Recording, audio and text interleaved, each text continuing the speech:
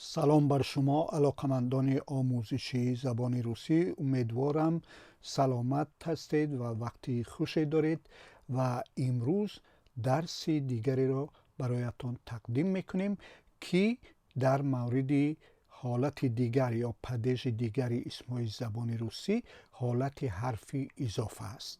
این حالت را در زبان روسی پردلوژنی پدیش میگویند، یعنی پدیشی که اسمها در آن همیشه با پردلوگ یعنی پیشایند یا به اصطلاح دیگر حرفی اضافه استفاده میشن.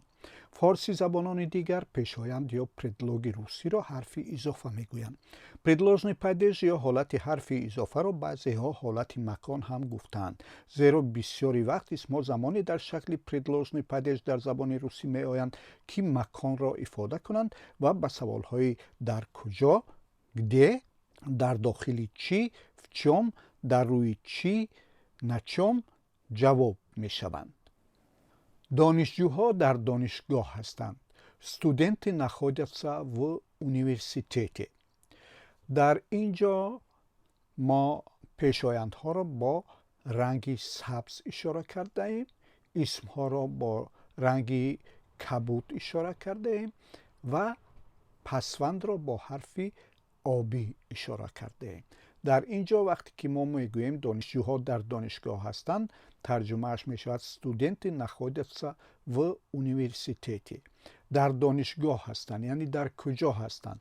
یا به زبان روسی студенты находятся где, студенты находятся в университете. خواهرم در تئاتر بود.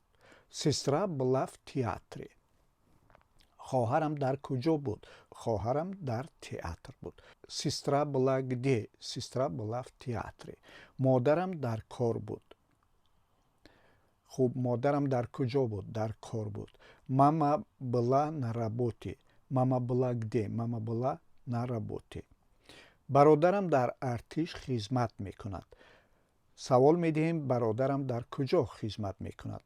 خب بر روسی میشود брат служит в армии. سوال میدهیم брат служит где؟ جواب میدهیم брат служит в армии.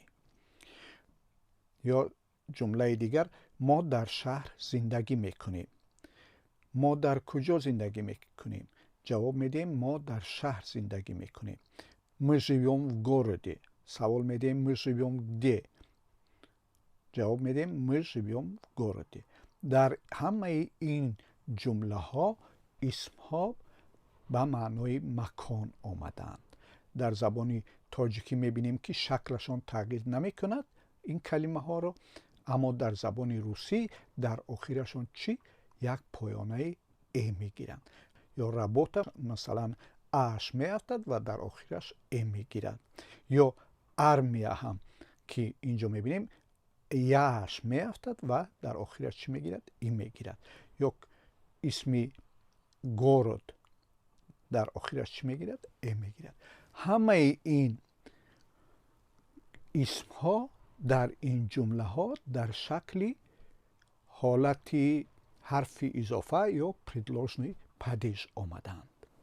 اما در زبان روسی پیشایندهای و و نه وقتی با اسم ها می آیند و در شکل پردلوژنی پدیش افاده می شوند، نه تنها مکان بلکه چندین معناهای دیگر را نیز افاده می کنند.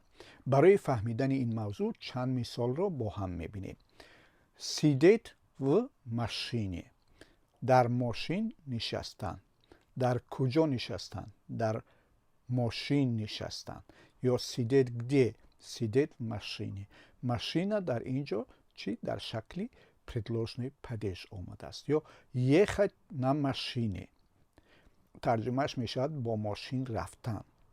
اما در اینجا اسمی با ماشین رفتن اینجا دیگر مکان را افاده نمی کند، بلکه چگونگی حرکت را یا با واسطه چی حرکت کردن را نشان می دهد.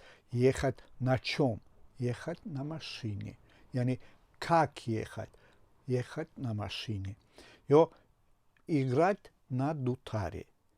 و ترجمهش چی می شود؟ دوتار نواختن.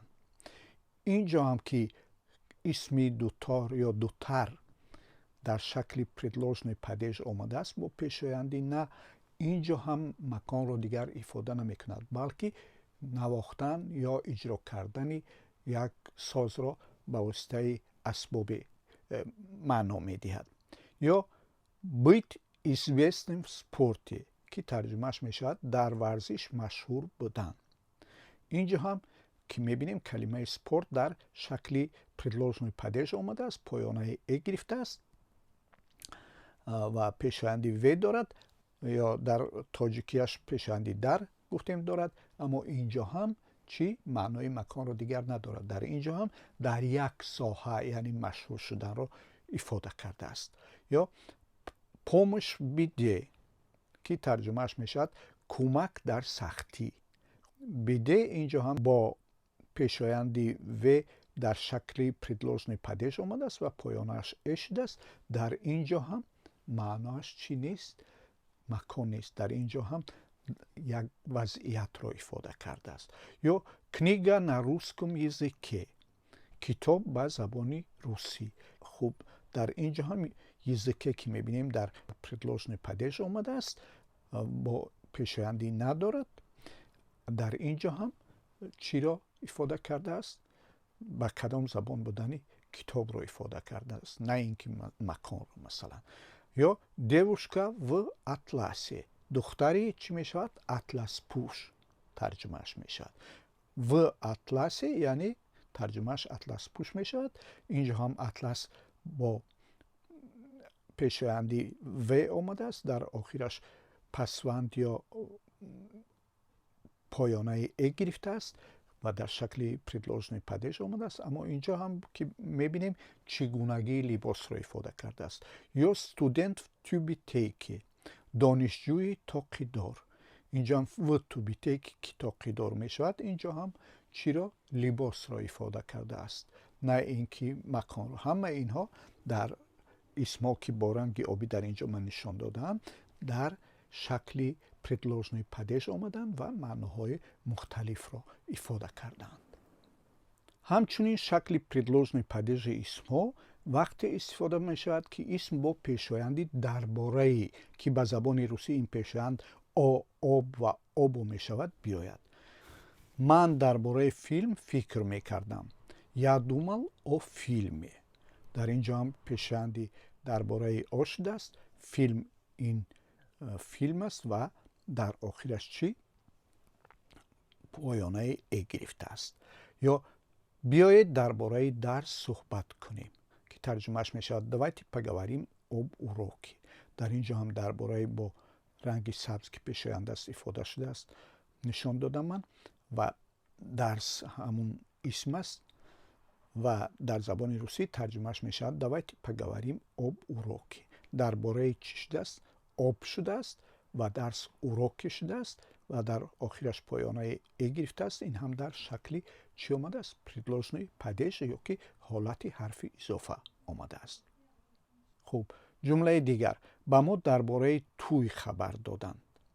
тарҷумааш мешавад нам сообщили о свадьбе.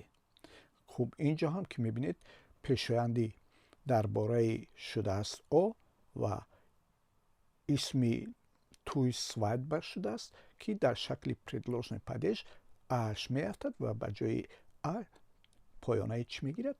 «э» мегирад. исмҳо дар предложной падеж ҷавоб аст асосан ба саволҳои дар куҷо, дар рӯи чӣ, дар дохили чӣ, дар бораи кӣ ё чӣ, ки ба русӣ где, в чём, на чём ва о ком ва о чём мешаванд.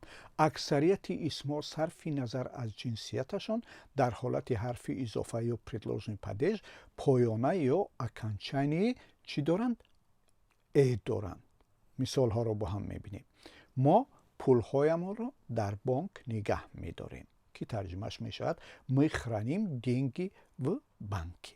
инҷо калимаи банк дар шакли предложной падеж бо пешоянди «в» омадааст ва поёнаи чӣ гирифтааст? «э» гирифтааст, ки бо ҳарфи обӣ ман бароятон ишора кардам. ҷумлаҳои дигарро мебинем. мо дар пойтахт зиндагӣ мекунем, ки тарҷумааш мешавад мы живем в столице.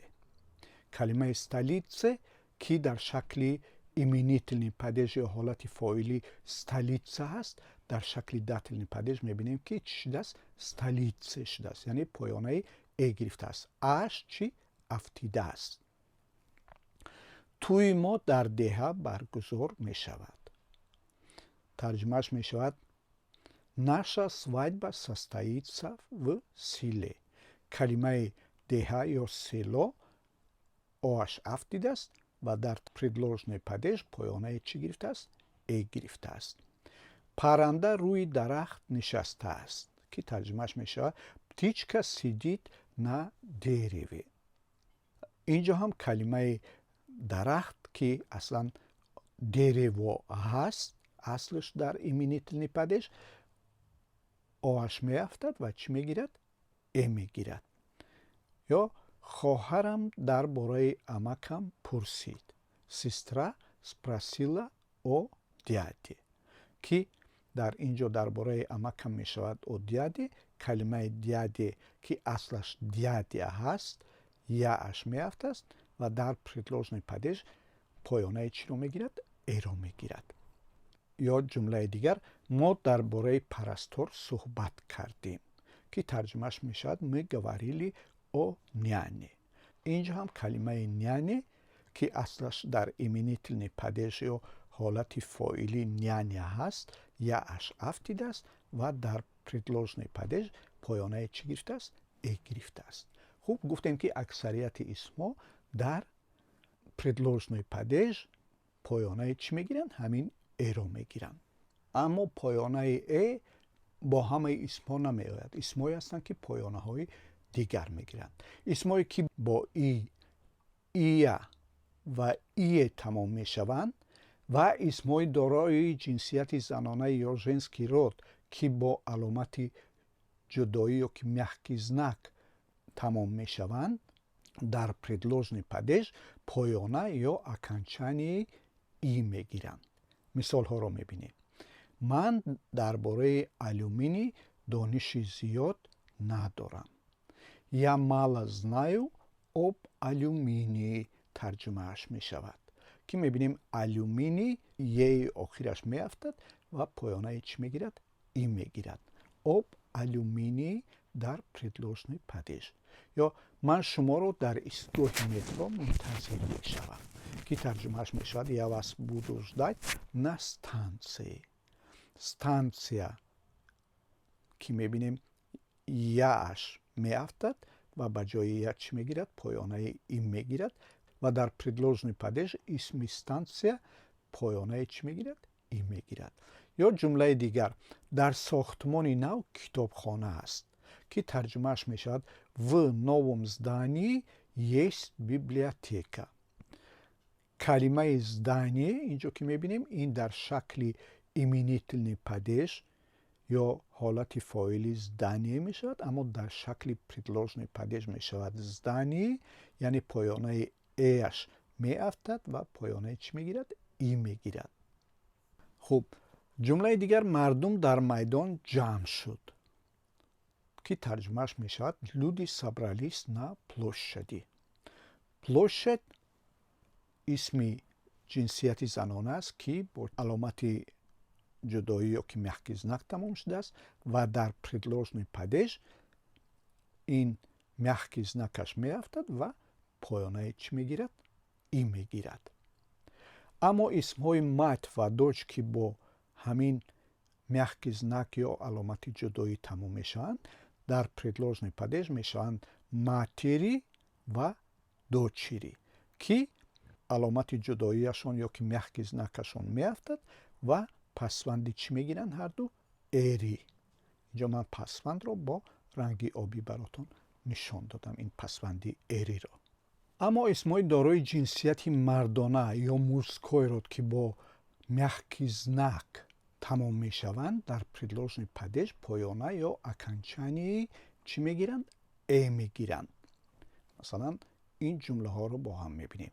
дар луғат калимаҳои нав зиёд аст, ки тарҷимааш мешавад: в словаре много новых слов.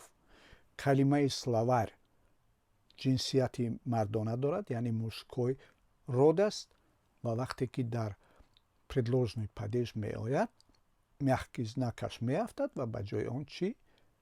поёнаи чӣ мегирад? Э мегирад. ё дар киштии ҷаҳонгардон ҳам буданд ки тарҷумааш мешавад в корабле были и туристи.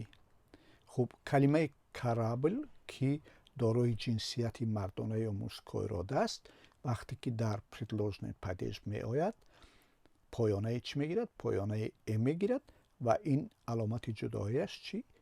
Меафтад. ё ҷумлаи дигар ӯ дар болои асп нишаста буд. Он сидел на коне. хуб калимаи кон ки ҳамон асп аст ҷинсияти мардона ё мужской род аст. вақте ки дар предложный падеж меояд поёнаи чӣ мегирад? Э мегирад ва ин мягкий знакаш чӣ? Меафтад. аммо ин қоида истисно ҳам дорад. масалан калимаи пут ки ҷинсияташ мардона аст мисли исмҳои ҷинсияти занонае ки дар охирашон мягкий знак доранд дар предложный падеж поёнаи и мегирад ва мешавад пути.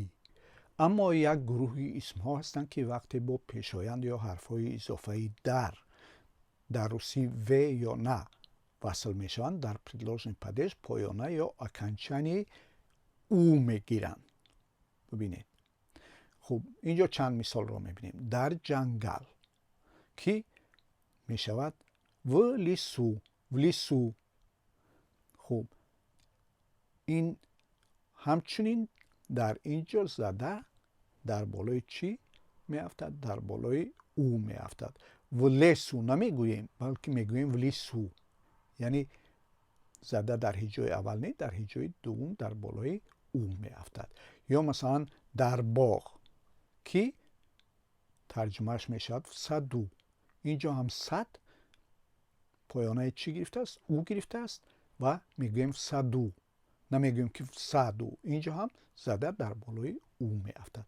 яъне дар ҳамаи ин исмҳое ки дар предложный падеж поёнаи ӯ мегиранд зада дар болои ӯ меафтад. ё дар соҳил ки мешавад на берегу. инҷо ҳам поёнаи ӯ гирифтааст калимаи берег ва зада ҳам дар болои ӯ афтодааст. ё мисолҳои дигар в аэропорту, на мосту, на полу, в углу ё на углу ки аслаш калимаи угл аст.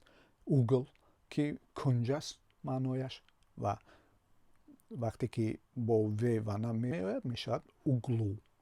ё в шкафу, в саду. хуб аммо вақте ки бо пешоянди дарбораи меоянд ҳамин калимаҳо пасванди чӣ мегиранд? Э мегиранд. дар бораи ҷангал мегӯем о лесе ё ки дар бораи боғ о саде.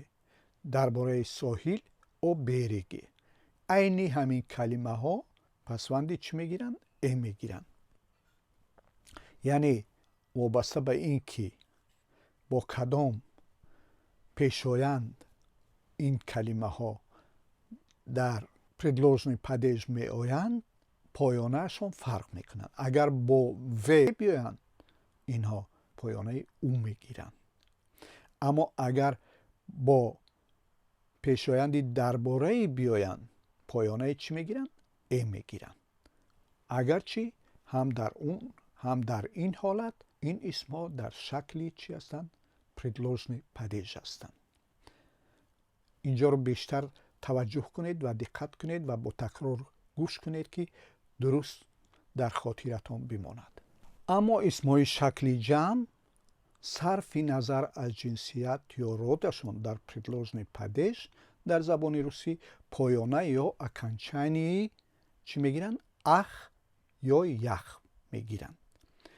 дар мактабҳо забони русӣ меомӯзанд ки тарҷумааш мешавад в школах изучают русский язык. хуб шакли ҷамъи калимаи мактабҳо дар забони русӣ дар именительный падеж ё ҳолати фоилӣ мешавад школы. аммо вақте ки дар предложный падеж меояд мешавад чӣ? в школах. инҷо мебинем ки поёнаи чӣ? ах гирифтааст.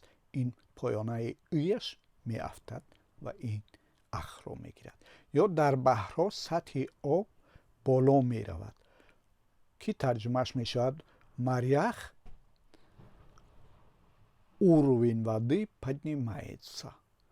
کلمه بحرها جمعش می شود мария و وقتی که در предложный падеж می آید چی می گیرد؟ پایانه یخ می گیرد. یعنی شکل جمعی بحرها پایانه یخ می گیرد. یا درباره بیماری های نو گزارش ندادند. این جمله را اگر ترجمه کنیم میگوییم о новых болезнях не сообщили. کلمه بیماری ها болезни می شود، یعنی جمع کلمه بیماری، اما وقتی که در شکل предложный падеж می آید ایش می افتد و به جای آن چی می گیرد؟ پایانه یخ می گیرد. یا در درختان لباس آویخته بودند که ترجمهش می شود на деревьях повесили одежду. کلمه درختان می شود دریویا که جمع است، اما وقتی که در предложный падеж می آید این یاش می افتد و به جای آن چی می گیرد؟ پایانه یخ می گیرد. یا جمله دیگر در کوه برفی زیاد بارید که ترجمهش می شود в горах выпало много снега. در کوه که ترجمهش в горах می شود و کوه اصلا در ایمنیتنی падеж شکل جمعش گوری می شود، اما وقتی که در شکل предложный падеж می آید این گوری پایانه چی می گیرد؟ اخ می گیرد. خب اینجا من نگذاشتم اون رو، اما یک نکته دیگر رو می خواهم برایتون یادآور شوم که اسم های جنسیت خونسا یا سредний род که با ای تمام می شوند در شکل предложный падеж همون شکل ایمنیتلنی падежشون رو حفظ میکنن، یعنی همون مثلا مور باشد همون مور میموند، هیچ پسوند دیگری نمیگیرد، و یا مثلا سونسه باشد همون سونسه میموند، یا پول باشد همون پول میموند، یعنی پسوند دیگر نمیگیرد. خوب، امیدوارم این درس خوشتان آمده باشد و این درس را هم از خود کنید و اگر خواهش داشته باشید می توانید با کانال ما ابونه بشوید، یعنی امضا کنید کانال ما را، یعنی подписаться کنید به گفته بعضی ها، و اگر خواسته باشید می توانید لایک یا پسند بزنید زیر کانال ما، و اگر بتوانید این را با دوستانتان این درس را هم در میان بگذارید تا که به آنها هم کمک کرده باشد. ما از شما سپاسگزار خواهیم بود و برایتان موفقیت در از خود کردن این درس ها تمنا میکنم. بدرود.